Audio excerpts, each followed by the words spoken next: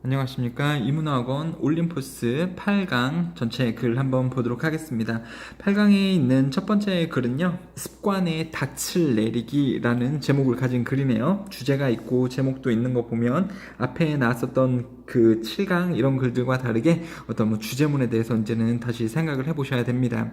자, 만약에 당신이 성공적이라면, 그러니까 당신이 성공을 하고 and a new habit feels normal, 새로운 습관이 그 일상적인 것처럼 일반적이다라는 기분이 들면 주어 feel 그 다음에 형용사 쓰는 거죠. 부사 쓰면 안 되고, 그러니까 새로운 습관이 이제 좀 자연스럽게 당연한 것처럼 느껴지면 it's time to create an anchor, 그 닻을 만들어야 될 시간입니다. 선생님 갑자기 닻을 왜 만들어요? 닻이 뭔지는 아시나요, 여러분들? 배가 이렇게 있으면 그 배가 정박할 수 있도록 여기다가 닷을 이렇게 그 바닥에다 딱 꼽잖아요. 그러면 배가 안 움직이게 되는 거죠. 그게 이제 앵커, 닷이 되는데요. 뿌리를 박아야 된다. 어디에? 생활 속에. 그쵸? 만약에 당신이 성공적이고 새로운 습관이 성공적이고 그리고 새로운 습관이 이제 당연한 것처럼 느껴지면 이제는 앵커, 닷을 내려야 될 시간입니다. 그쵸? 뭐를 이제 뿌리를 박아야 될 시간이라는 거예요. 이 새로운 습관을 이제 뿌리를 박아야 될 시간입니다. The anchor is valuable for those situations. 특히 이제 닷은 이 생활 속에 뿌리를 박을 수 있도록 해주는 이 닷은 가치 있습니다. 어떠한 그 상황에서 무슨 상황이죠? in which, where로 바꿔 쓸 수가 있는데 아무튼 그 상황 안에서 어떠한 상황에서 특히 가치가 있냐면 이 뿌리박기는요, you threaten to lose your new habit. 당신이 새로운 습관이 느슨해지는 것 같은 위협을 당신이 줄 때, 그러니까 당신의 새로운 습관이 느슨해질 것 같은 어떤 위협이 있을 때, 그러한 상황에서 앵커를 확실하게 박아줘야 됩니다. 여러분들 새로운 습관을 가지는 게 되게 어렵거든요. 한 30일의 시간이 든다라고 하고 매일매일 그걸 빠짐없이 해야 돼요. 그러니까 여러분들 만약에 늦게 자는 사람이라면 이제 매일 12시에 자는 습관을 가지고 싶어요. 그럼 매일 30일 동안 그 12시에 자게 되면 이제 12시에 자는 게 습관이 들게 될 거고, 어떠한 습관이건 매일매일 빠짐없이 30일 정도 하면 이제 습관이 자연스럽게 되는데, 근데 습관이 들락말랑 할 때쯤에 이제 다시 옛날 그걸 안 하던 습관으로 이제 돌아가고 싶잖아요. 그래서 이제 그 습관이 이제 풀려지려고 하는 그러한 상황에서 이 닷 내리기는 굉장히 가치 있는 것입니다. 굉장히 가치 있는 행위입니다. 그러면서 이제 습관이 들락말랑 할 때에 그 습관에 대해서 이제 확 뿌리에 박는 그러한 개인 일화 예시가 여기서부터 이제 시작이 될 거예요. 주제문은 이미 다 나왔고요. I once created a habit of seeing beauty in every human being. 나는 한때 만들었습니다. 습관을요. 근데 of 뭐 하는 습관이죠? 전치사 다음에 동사 ing 쓰죠. 아름다움을 보는 습관을 가진 적이 있습니다. seeing beauty 명사로 써야 되는 거죠. beautiful 쓰시면 안 돼요. 아름다움. 근데 뭐에 있어서의 아름다움? 모든 인류, 즉 모든 사람 안에 있는 아름다움을 보고자 하는 습관을 만든 적이 있습니다. 이렇게 보시면 되겠고, every 다음에 단수명사 쓰는 거죠. human beings 이렇게 나오면 안 되는 거죠. So 죄송해요. So when I felt the habit was mine, 그러한 습관이 내 것이라고 내가 느꼈을 때, 그러한 습관은 무슨 습관이에요? 사람에게서 그 사람 안에 있는 아름다움을 보고자 하는 것, 그러한 습관이 이제 나의 것이 되었다라고 느꼈을 때 I bought myself a God 이것을 얻었습니다. 나에게 사줬습니다. God를 사줬어요. 나 스스로에게니까 지금 self를 쓰고 있는 거죠. 그쵸? I bought me 그렇게 하시면 안 돼요. 그럼 나는 나를 샀다 이상하게 되는 거고요. 이 주어하고 목적하고 똑같을 때 셀프를 써줘야 되는 거죠. 제기대명사고 god를 사줬습니다. god는 뭐냐면 돌이에요. 여러분들 이거 뭔지 모르시면 네이버에 한번 찾아보세요. 한글로는 정동인데 정동도 무슨 말인지 모르실 거고, 네이버에다가 정동 치면 좀 잘 안 나와요. 여러분들 이 god를 영어로 치시고 이미지를 눌러보시면 이게 뭔지는 아실 겁니다. 이거는요 돌인데요, 겉에 이렇게 좀 두꺼비 등처럼 생긴 돌인데, 그리고 they can be found around volcanoes, 화산 지역 근처에서 찾아질 수 있는 돌인 god를 나는 샀습니다. 이 god는요 are rough on the outside, 겉에는 거칠거칠해요. 정말 거칠거칠고 두꺼비 등처럼 되게 못생겼고요. But if you break them into, 만약에 당신이 그것을 이 god를 them을 into 두 쪽으로 쪼개면 inside 안에는 there is a lovely cave 작은 굴이 있습니다. 이렇게 돼 있고 요 안에는 조그마한 이제 이렇게 굴이 있는데 filled 가득 채워진 뭐와 함께 shining crystals 그 안에 이제 이렇게 크리스탈을 담고 있어요. 빛나는 크리스탈과 함께 채워진 작은 굴이 안에 있는 그러한 god를 여러분들 찾아보셔야 됩니다. 그렇죠? 그리고 잘 안 찾아지면 선생님한테 보여주세요. 자, 그걸로 채워진 이러한 돌을 나는 샀습니다. 여기 PP 잘 써주시고요. So I put the god on my desk. 내 책상 위에 올려놨고요. After a year or so, 1년 혹은 뭐 그 정도 이후에 I had the row. 나는 말다툼을 겪었었습니다. 가졌었습니다. had PP 쓸 수 있죠. 뭐뭐 했었었다. 그죠? had 가능하겠죠. 이게 지금 가지다라는 have의 PP 형태고요. 앞에 있는 had는 헤드 PP를 맞춰주기 위해서 쓰여진 헤드죠. 선생님이 헤드가 두 번 나왔는데 오타 아니에요? 오타 아닙니다. 헤드 있어요. 그렇죠? 가졌었다. 다툼을 with a person 한 사람과 함께 and I was really angry. 그리고 나는 굉장히 화가 났었다. I came into my office. 나는 나의 사무실로 돌아왔고 그리고 threw my bag on the ground. 내 가방을 땅에 던졌습니다. What a bad person. 되게 나쁜 사람이네. 내가 말싸움했으니까 그 사람은 되게 나빴네. I said out loud. 나는 크게 말했습니다. 나쁜 놈! 이렇게요.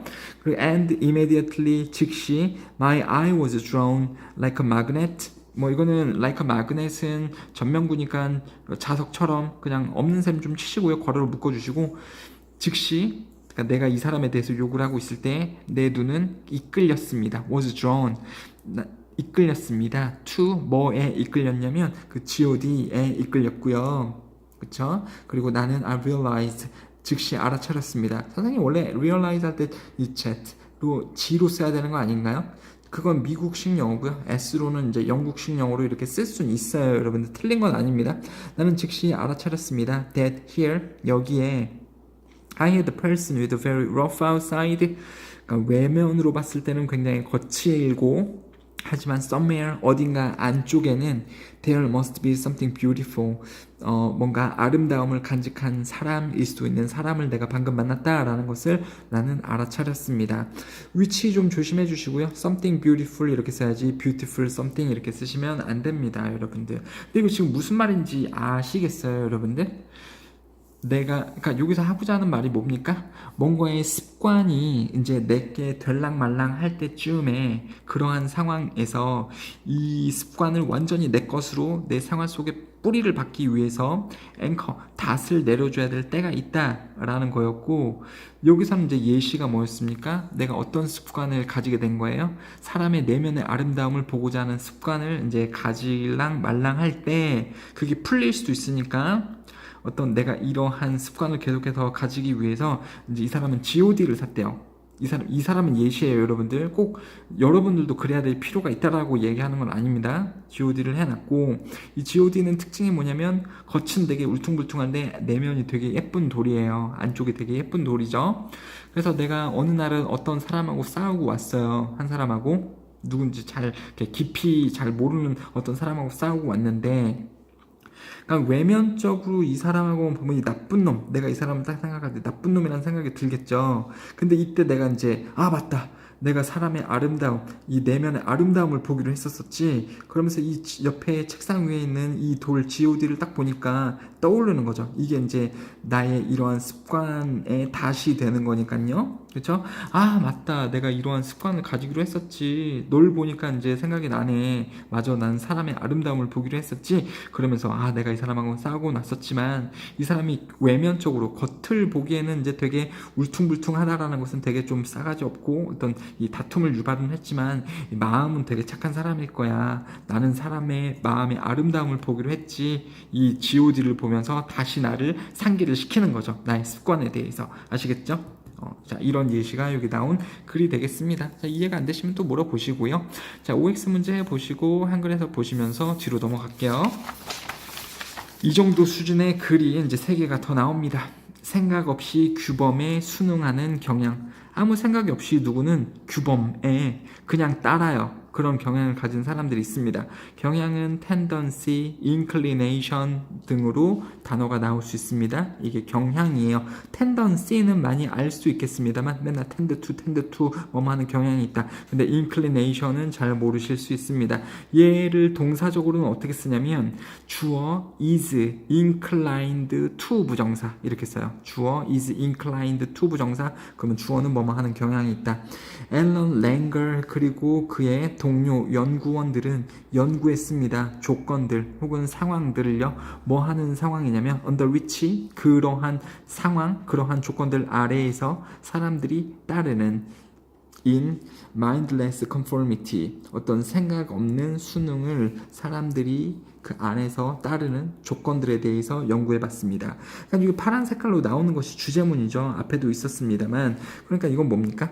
사람들이 생각 없이 무언가를 순응하는 그러한 상황, 그러한 조건들이 이 글의 주제문이 되겠습니다. conformity 단어를 한번 볼게요. 이게 지금 되게 중요한 키워드인데요. conformity 이게 순응이고 그냥 따르기입니다. 동사형은 conform이에요. conform, 따르다. 근데 confirm이라는 것도 있거든요. 단어에서 confirm 이건 확인하다고요. 얘의 명사는 confirmation인데요. 이 확인, confirm 그리고 순응 혹은 순응하다 conform 하고 되게 혼동어휘입니다. 스펠링이 지금 O하고 I에서 다르다라는 것을 확인하시면서 이 혼동어휘 문제가 충분히 나올 수 있는 거니까 알고 계시면 좋겠네요. to 누구누구에게 40명의 비서들 secretary에게 at the New York University 뉴욕 대학교에 있는 40명의 비서들에게 그 연구원들은 여기 나온 이 colleagues 이 연구원들은 보냈습니다. 메모를요. 그리고 메모는 말하고 있는 메모를 보냈습니다. 선생님 어떻게 메모가 말해요? 그러니까 내용이 그렇다고요. 이러한 내용을 담고 있는 메모를 보냈습니다. 이 비서들에게 This paper is to be returned immediately to room 238에 보내줘야 된다. 이 페이퍼, 이 메모는 is to be returned. 이거 그냥 is to를 will로 혹은 must로 보셔도 돼요. 여러분들. 그냥 그렇습니다. 반드시 되돌려 보내줘야 됩니다. 즉시 238호 방에 through 뭐를 통해서 인터 오피스 메이어 회사 내 인터 내 쪽 오피스 회사 이 사내 뭐 여긴 이제 대학교긴 하겠습니다만 대학교 우편을 통해서 238번 방에 즉시 보내줘야 된다라는 메모를 가진 이러한 메모를 이 대학교 비서들에게 보냈습니다. 비서 Like almost all other memos at this university 이 대학교의 거의 모든 다른 메모들처럼 자, almost는 부사죠. 거의 모든 그쵸? 그러니까 이 all도 지금 형용사인데요. 형용사를 꾸며주는 almost 부사가 여기 나올 수 있고요. most는 대부분의 라는 형용사입니다. 그 다음에 바로 명사가 나와야 되기 때문에 지금 all 튀어나오고 있죠?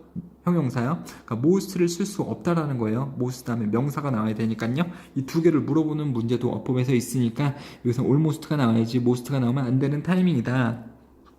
대학교의 다른 메모들처럼 이 메모도 이 this one 이 메모도 was unsigned 확인 사인이 되어져 있지 않았다. 그냥 비공식적인 메모다. 이것을 공식적인 역할을 하는 비서들에게 전달을 했었죠. 이 메모가 즉시 238번 방으로 가져야 됩니다. Note 확인해 봅시다. That this is pretty silly request. 그러니까 주의하세요. 주목해 봅시다. 그러니까 우리 주목 한번 해봅시다. 이것은 꽤나 멍청한 요구라는 것을 한번 주목해 봅시다. 만약에 그 사람이 who sent the memo 이 메모를 보냈던 사람이 want it 그것을 원했다면 그것이 뭡니까? 이 메모가 238번 방으로 가져야 된다라는 것을 원했다면 왜 그는 그쵸 그 사람 이 메모를 보낸 그 사람은 혹은 she 그 사람은 send it 왜 보내지 않았을까? In the first place. 애시당초 왜 걷다 보내지 않았을까? 그러니까 말이 뭡니까? 이 메모를 비서한테 보냈다라는 거죠. 그냥 그 역할을 하는 이 사무관 역할을 하는 비서에게요. 이 메모는 뭐였죠? 이 메모는 238번 방으로 가져야 됩니다. 라는 메모를 이 사람에게 누군가가 보낸 거죠. 의문의 이 누군가가. 근데 이게 되게 웃긴 메모라니까요. 왜 웃긴 메모예요? 이게 238번으로 가져야 되면 이 사람이 직접 그냥 238번 방으로 갖다 주면 되지. 왜 이 어떤 메모를 이 비서한테 보냈을까요? 되게 웃기죠. 그런 거를 생각을 해봐야 된다는 겁니다. 애시당초 이거를 238번으로 지가 보냈으면 됐는데 왜 안 보내고 이 메모를 누군가에게 전달을 했을까라는 것을 여러분들은 명심을 일단 하고 계셔야 됩니다. 뭐 렌저, 랑걸, 렌저 그리고 그의 연구원들은 이 발음이 되게 어려운데요. hypothesize 가설을 세웠습니다. hypothesized 가설을 세웠습니다. 데디아를요. 얘 명사는요 hypothesis예요. 여기서를 그냥 s로만 바꾸면 이게 가설이라는 명사인데요. 아무튼 가설을 세웠습니다. 아니 뭐 그냥 생각했습니다. 비서들은 would go ahead 계속했을 거라고. 뭘 계속해요? 이 메모대로 행동했을 거라고요. 238번 방으로 갖다 줬을 거라고요. And return the memo without much thinking. 많이 생각해보지도 않고 이 메모를 갖다 줬을 겁니다. 238번 방에다가 되돌려 줬을 겁니다. 라고 생각했습니다. 왜냐하면 비서들이 would follow the norm 그냥 일반적으로 규범을 잘 따르기 때문에 policy, 정책이나 규범을 잘 따르기 때문에 말하는 규범이죠. 자, 무슨 규범입니까? 규범은 항상 말하잖아요, 여러분들. Do what memos tell you to do. 여기서 you는 이 비서가 되는데요. 비서들, 여러분들 메모가 말하는 그것을 항상 따르세요. 그러니까 비서들은 여러분 어때요? 비서들은 어떤 법과 어떤 사내 규칙이나 이런 걸 잘 따를까요? 잘 안 따를까요? 맨날 잘 따르죠. 비서들은요.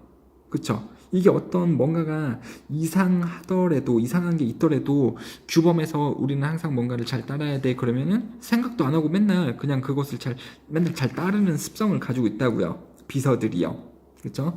많이 생각해보지도 않고 메모를 갖다 줬을 겁니다. 왜냐하면 비서들은 항상 어떤 규범을 잘 따르기 때문이에요. 근데 여기서는 어떤 규범이냐면 메모가 하는 것을 항상 따라라. 비서들은 항상 메모 같은 거 전달을 잘 하잖아요. 맞았습니다. 그들이 옳았습니다. 그 비서들이 아니고 그 동료들, 이 연구원들은 옳았습니다. 90%의 비서들은 책임 있게 되돌려 줬습니다. 메모를 238번 방에. 그쵸? 다시 조금 생각을 해보면 생각 없이 규범에 순응하는 경향을 보이는 경우가 있는데 여기서는 누가 그렇다라는 거죠? 비서들이 그렇다. 그쵸? 비서들이 어떤 그 규범을 잘 따르기 때문에 규범을 따라야 되는 상황이 되게 어처구니가 없어도 그리고 확인 사인이 없어도 어떤 공식적인 게 아니더라도 이 비서들은 항상 규범에서 이야기하는 어떤 메모가 전달되면 메모를 잘 따라야 한다라는 그러한 규범을 아무런 의심도 안 해보고 맨날 잘 따르는 성향을 가지고 있다. 비서들이 이런 글입니다. 아시겠죠? 그 내용도 중요합니다만 여기에서 보면 지금 되게 헷갈리죠. 대의를 가지고서 지칭 추론을 충분히 문제를 낼 수도 있을 것 같아요. 여기서 대의는 비서들이고 여기서 대의는 그 연구원들이고요. 뭐 그렇죠. 이런 것들을 잘 여러분들이 따라서 가실 수도 있어야겠네요. 자, OX 문제 한번 해보시고 또 한글 해석 읽어보시면서 내용을 좀 더 구체화시켜 주시고요. 내용 이해 안 되시면 물어보시면 또 좋겠습니다. 자, 수업에서 유추의 역할. 이게 지금 해당 과에서 가장 어려운 질문인데요. 한번 보도록 합시다. 수업에서 유추의 역할. 유추? 비유라고 좀 더 보면 좋겠네요. 비유. 유추가 아니고 그냥 아싸리 비유를 이용한 설명. 그냥 비유라고 좀 가주시면 좋겠습니다. 비유. 비유의 역할. 자, 여기 파란 색깔로 되어져 있는 것은 먼저 글을 다 읽은 다음에 다시 보도록 할게요. 그냥 이렇게만 읽었을 때는 내용이 이해가 잘 안 되실 수도 있습니다. 이 파란색을 보시면서 다시 설명을 좀 드릴게요. 많은 선생님들은 analogy는 비유예요. 비교를 좀 하는 거죠. 어떤 사항들을요. 말은 뭐 비행기처럼 빠르다, 뭐 기차는 비행기처럼 빠르다, 뭐 이런 것들이 비유잖아요. 많은 선생님들의 비유들은 사용되어집니다. 이거 소유격이죠, 여러분들? 그쵸? 많은 선생님들의 비유들은 사용되어집니다. 설명하기 위해 뭐를요? 구조적인 유사성을. similarity 이거 유사성인 거 아시죠? structure 구조적인 유사성을 설명하기 위해 비유를 많이 듭니다. 비유가 사용되어집니다. 이번에 for instance 예를 들어 6번의 대리 즉이 접속 부사가 두 개가 나오고 있기 때문에 이게 빈칸 문제로 출제가 될 수 있죠. 반드시 암기를 좀 해주시고요. 주제문이 좀 나온 것처럼 보이고 사실 주제문 아니에요. 여기 낚이시면 안 되고요. 예를 들어서 molecule 분자 가스의 분자는 is like 뭐와 비슷하다. 러버볼 죄송해요. 러버는 고무죠. 고무공과 비슷하다. 라는 어떤 비유를 수업 시간에서 선생님이 들 수 있죠. 그리고 artery is like a hose. 동맥은 호스와 같다. 호스는 그냥 요런 관 알죠, 여러분들? 물이 쭉쭉쭉쭉 나올 수 있는 이 관. 그리고 동맥은 알터리고 ve인은 정맥이에요. 그리고 동맥, 정맥을 합쳐서 blood vessel이라고도 할 수 있습니다. 아무튼 그냥요. 동맥은 호스 같아. 혹은요. 가스의 분자는 고무공 같아. 이게 다 비유죠. 그리고 rock strata 암석층은 is like a cake layers. 케이크 층과 같다라는 이렇게 비유를 수업 시간에서 종종 들어지는 경우가 있습니다. 그렇죠? 비유가 들어서 수업이 진행되는 경우가 있다. 선생님들은 가끔 생각합니다. 추측합니다. 뭐라고요? 학생들이 이해했을 거라고 이러한 느낌을 이미치 그 느낌 안에서 이러한 비교들이 만들어지는 이러한 이 비유들이 만들어지는 이러한 느낌을 학생들이 잘 이해했을 거라고 선생님들은 잘 생각하곤 합니다. 가스의 분자가 고무공과 같다라고 하면 학생들이 잘 알아듣겠지. 마치 동맥이 호스와 같다면 학생들이 잘 알아듣겠지. In the first example, 첫 번째 예시는 이거죠. 분자는 고무공과 같다라는 거. 계속해서 연관이 지어서 이제 가고 있어요. 첫 번째 예시에서 그러니까 이러한 첫 번째 예시를 들었을 때 선생님들이 생각한다고요. 이렇게 예시를 들면 학생들이 잘 이해를 하겠지. 자, 첫 번째 예시에서 선생님은 마음속으로 그 어떠한 생각을 가지고 있습니다. That a gas molecule is elastic. 가스의 분자는 탄성이 있다라고 선생님은 마음속으로 생각을 하고 있습니다. And when it collides with another molecule or the wall of its container, 만약에 그 분자가 컬라이드는 부딪히다라는 뜻이에요. 충돌할 때 또 다른 분자와 혹은 분자를 담고 있는 벽에 충돌을 할 때 분자는 will rebound, 튕겨 나올 거다. will about the same speed and energy, 똑같은 속도와 똑같은 에너지량을 가지고 that it had, 그 분자가 가졌었던 before collision, 그 충돌 collision, 충돌 전에 분자가 가졌었던 똑같은 속도와 에너지와 함께 그 분자가 튕겨 나올 거다. 뭐 할 때요? 분자가 또 다른 분자와 충돌하거나 아니면 분자를 담고 있는 벽에, 이거 뭔지 그냥 모르셔도 돼요, 여러분들. 또 다른 그냥 분자, 그러니까 분자가 튕겼을 때 똑같은 힘을 가진 상태로 튕겨 나올 거다. 왜냐하면 이 가스의 분자는 탄성이 있기 때문에 라고 선생님은 생각을 하시고 계실 겁니다. 그쵸? 이렇게 비유를 들었으니까요. 근데 재밌는 게 뭐냐면 unless, 만약에 뭐뭐 하지 않으면, unless는 if not이니까요. 만약에 학생들이 have this relationship explained to them, 학생들이 이러한 그 연관성을 가지지 않는다면, 설명이 되어지지 않는다면 to them, 그들에게, 학생들이 설명이 되어지지 않는다면 some 몇몇의 학생들은 may understandably, 당연하게 visualize, 머릿속으로 그릴 겁니다. 분자가 어떨 거라고요? just a round object, 동그란 어떤 물체라고. 반면에 혹은 그런 동안에 다른 학생들은 생각할 겁니다. 분자를 moving, 움직이는 탄성의 공처럼만 생각할 겁니다. 이 말이 조금 되게 어려운데요. 만약에 학생들에게 어떤 그 특성적인 연관성이 설명이 되지 않는다면, 그쵸? 목적어가 설명이 되지 않는다면 학생들에게, 그러면 몇몇의 학생들은 이 가스 분자를 그냥 동그란 구체로만 볼 겁니다. 그리고 누구는 그냥 또 공처럼만 생각을 할 거예요. 이 말이 좀 되게 어려운 건데요. 근데 좀 다시 말씀 좀 드리겠습니다. 여기서 하고자 하는 말은 학생들이 오해를 한다라는 거예요. 학생들이 오해. 그러니까 선생님이 이런 식으로 수업에서 그 비유를 든다면, 그러니까 가스의 분자는 그 고무공과 같아.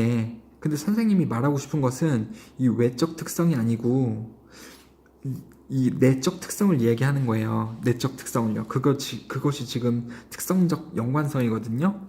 내적 특성을 이야기를 하고 싶은 겁니다. 얘가 동그랗게 공처럼 생겼다라는 게 아니고, 얘는 마치 고무공과 같아서 다른 분자를 만나게 되면 그냥 튕겨 나온다고요. 근데 똑같은 힘과 똑같은 스피드를 가지고 튕겨 나온다라고, 이제 이 어떤 구조적인, 그러니까 이 내적 특성을 이야기를 하기 위해서 이런 비유를 들었는데, 어떤 내적 특성에 대해서 더 자세하게 설명이 되지 않는다면 학생들은 이것에 대한, 이 비유에 대한 외적 특성만 가지고서 이해하려고 들 거다라는 거예요. 여러분들, 학생들이 외적 특성, 이러한 어떤 내적 특성이 아니고 동그랗게 생겼다고 이러면서 이 표면적으로만 이해하고 끝나게 된다라는 겁니다. 이렇게 선생님이 비유를 들면. 아시겠죠? 그러니까는 비유를 선생님이 좀 잘 들어야 된다고요. 비유를 들었을 때 그것의 어떤 외적 특성만 아니고 이것의 내적의 특성도 잘 이야기를 해줘야 된다. 선생님만 마음속으로 이런 식으로 생각을 하고 있으면 안 된다. 내가 이런 식으로 예를 들었으니까 아이들도 지금 얘가 이제 어떤 이렇게 뭔가 부딪혔을 때 분자가 똑같은 힘과 에너지를 가지고 다시 똑같은 방향으로 튀어나온다라는 걸 아이들도 알아들었겠지? 그건 선생님, 당신 생각이고요. 이러한 이 내적 특성을 아이들에게 제대로 설명을 해주지 않으면 아이들은 당연히 그냥 외적 특성이 그냥 동그랗다고, 그냥 공 같다고 이렇게만 알아듣게 된다는 말입니다. 원래 비유체의 특성, 성질을 설명하려 함인데, 그렇죠? 이 선생님의 의도는 이 내적 특성을 알려주고자 이 비유를 하는 건데 학생들은 외향적 특성, 이 구조적인 특징으로만 받아들이는 경우가 많다라는 겁니다, 여러분들. 즉 they may pay more attention, 학생들이 더 주목한다. 비유체의 구조적인 특성들만, 즉 외적 특성들만, 뭐는 무시하고 이 내적 특성은 무시하고요. and too little, no attention, 집중하지 않습니다. 더 interaction effect를요, 상호 효과 말이 되게 어려운데 내적 특성을요, 이 내적 특성을 학생들은 이해하려고 하지 않고 이 비유체의 외적인 구조적인 특징에만 선생님이 이러한 비유를 들었을 때 학생들이 집중하는 경향이 있다. 요겁니다. 그러니까 주제가 또 요것도 아니에요. 그러니까 선생님은 비유를 할 때 내적 특성까지 강조해서 설명해야 된다. 이게 아니라 선생님이 비유를 들었을 때 학생들이 오해하는 경우가 있다. 이거예요. 내적 특성을 받아들이는 게 아니고 외적 구조적인 특성만 학생들이 받아들이는 경향이 있다. 이게 이 글의 주제문이 되겠습니다. 좀 어렵죠? 자, 이해가 좀 잘 안 되실 수도 있으니까 질문을 해주시고 OX 문제 한번 보시고 한글 해석과도 똑같아요. 여러분들 이 부분을 잘 잡고 이해를 가셔주는 것이 좋겠습니다. 이 파란 색깔 부분도 잘 써서 이해를 하시려고 노력을 하시고요. 그 다음에 이제 이거는 쉬워요. 이거는 그냥 뭐 주제문도 없고요, 그냥 내용입니다. 되게 간단해요. few people, 그러면은 몇몇 사람들인가요? 아니면 아무도, 이런 뜻인가요? 아무도, 그쵸? 어떠한 사람도 뭐뭐 하지 않는다, 이런 뜻이죠. 어가 없으니까 그냥 no하고 똑같아요. no people, 어떠한 사람도 반박하지 않습니다. 그러니까 모두 다 받아들인다, 이런 뜻이죠. 아무도 반박하지 않습니다. 그러니까 모두 다 받아들입니다. that, 뭐가 뭐뭐라는 것을 18세기 그리고 19세기에 뭐라는 것을 유럽, 특히 그레이트 브리튼, 대영 제국, 영국 제국 있잖아요. 영국하고 아일랜드하고 또 뭐 스코틀랜드하고 뭐 이런 몇몇 개 나라를 섞은 이 대영 제국이 지배했다라는 것을, 전 세계를요, 컬처럴리 문화적으로, 폴리티컬리 정치적으로, 그리고 이코노미컬리 경제적으로 그쵸? 이런 식으로 대영 제국이 전 세계를 18세기, 19세기에 지배했다라는 것을 아무도 반박하지 않습니다. 모두가 다 받아들인다. 영국, 브리튼, 잉글랜드는 그 영국 자체만 얘기하는 거고요. 브리튼, 우리가 말하는 브리티시, 그레이트 브리튼, 이거는요, 이 영국과 옆에 있는 이 세 개의 나라를 다 합친 그 대영 제국을 얘기하는 건데요. 대영 제국은 was the crucible. 이거 명사예요, 여러분들. crucible이 무슨 이불이 붙었기 때문에 형용사처럼 보시면 안 되고요. crucible, 얘는 명사입니다. 얘는 명사예요. 시련의 장, 즉 변화를 겪는 장소. 그 당시에 영국은 형용사 아니라고 여기 써 있는 거죠.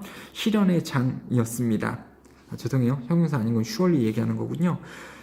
무슨 변화를 겪는 시련의 장이었냐면 Industrial Revolution, 산업혁명을 겪는 시련의 장이었고, 그 다음에 그들의 군대는 확보했습니다. 식민지들을. 그쵸? 영국이 뭐 인도도 그때 장악했었고, 저기 멀리는 뉴질랜드하고 호주도 장악했었고요. 영국령이 되게 많죠. 아프리카에도 몇몇 나라들이 있고요. 그리고 as surely as the English language invaded their cultures. 확실하게. 지금 이제 부사가 나오고 있는데요. 뭐뭐만큼 확실하게 식민지를 확보했다.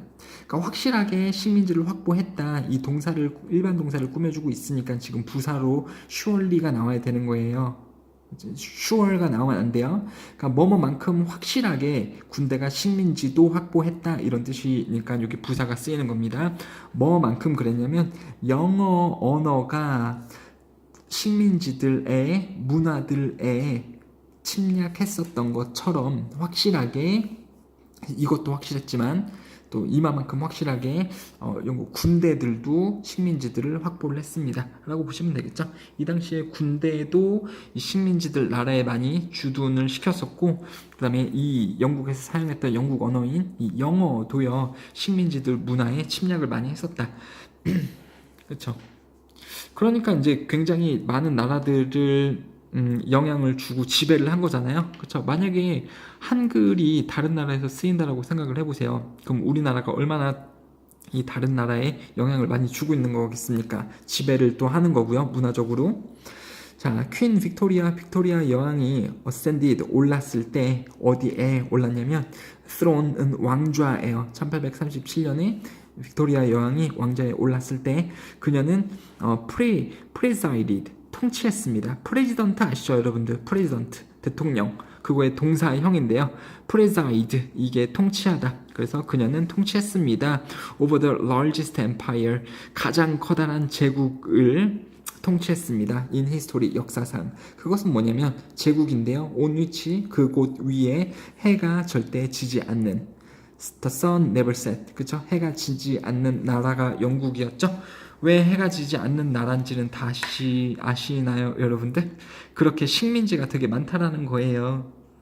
유럽에 있는, 영국에서 해가 질 때 지구 반대편에 있는 뭐 뉴질랜드, 여기서는 거기는 아침일 거고, 그러니까 절대 해가 지지 않는 나라였죠. 식민지들이 전 세계에 퍼져 있었기 때문에 그 모든 식민지에서 다 해가 볼 수 있었죠. 자, 가정법 과거 완료가 나오고 있습니다. if 주어 had pp, 주어 would have pp. 만약에 과거에 뭐뭐 했었었더라면 뭐뭐 했었었을 텐데, 혹은 뭐뭐 했었었을 것이다 라는 거죠. 지금이 아니라 만약에 과거에 if you had gone to her court, 여기서 her는 퀸 빅토리아 얘기하는 거죠. 그녀의 궁궐에 1850년, 지금은 2000년대잖아요. 만약에 1850년에 이 빅토리아 여왕의 궁궐에 갔었어서 그 다음에 제안을 했었다면 뭐라고 제안해요? 이 엠파이어, 이 제국이 끝나버릴 거라고. be over. 얼마 만에 끝나요? within a generation, 30년 안에. 자, within 시간을 쓰면 뭐뭐 안에고요. in 시간을 쓰면 뭐뭐 후에요. 그래서 in generation 그러면 30년 이후에 이런 뜻이고요. within a generation 그러면 30년 안에 이 제국이 끝날 거라고 당신이 1850년으로 만약에 갈 수 있어서 가서 그렇게 말했다면 당신은 would have been laughed out. 비웃음 되어졌을 것입니다. 그리고 쫓겨났을 것입니다. out of the building. 빌딩 안으로 비웃음 받으면서 쫓겨났었을 것입니다.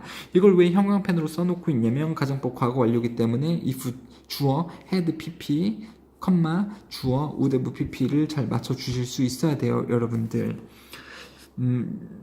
자, 여기에 대해서 좀 질문이 있으신 사람들이 있을 수도 있으니까 만약에 궁금하시면 좀 물어보세요. 무슨 질문인지도 이걸 물어보는 사람은 알 겁니다. 이게 중요하진 않습니다만 이 부분이 좀 중요한데 만약에 여기서도 이제 어떤 문법적으로 질문이 있으시면 좀 물어보시면 좋겠네요. And yet 하지만 it was true. 그것은 정말 사실이었습니다. 그것이 뭘까요? 지층을 잘 추적을 해보면 한 시대의 망하기, 그쵸? 한 시대에 망하는 것은 사실이었습니다. By the end of the First World War in 1918, 1918년에 1차 대전 끝났을 때 그 영국 제국은 was wounded fatally. 치명적으로 상처 입었습니다. 그 제국이 상처 입었다는 것은 전쟁에서 패했다라는 거죠. 그쵸? 그리고 and by the time I was born in 1980 내가 누군지 몰라요 여러분들 그냥 아무튼 그냥 1950년에 It was a memory, the empire 그 제국은 이미 기억이 되어버렸었다 이미 옛날 일이 되어버렸었다 1950년 이전에 이 대영 제국은 망했다라는 거죠 그쵸 1918년에 상처를 입었으니까 뭐 20년, 23년 이때쯤에 대영 제국이 망했나 보죠 그쵸 그러니까 이제 지금 뉴질랜드하고 호주 이런 것을 영국령으로 이렇게 정확하게 보진 않잖아요. 거의 독립된 국가라고 보고 미국도 뭐 미국은 그 전에 독립을 했습니다만 자 OX 문제 한번 해보시고 한글 해석 읽어보시면서 OX 정답을 체크를 하시면 되겠습니다. 감사합니다.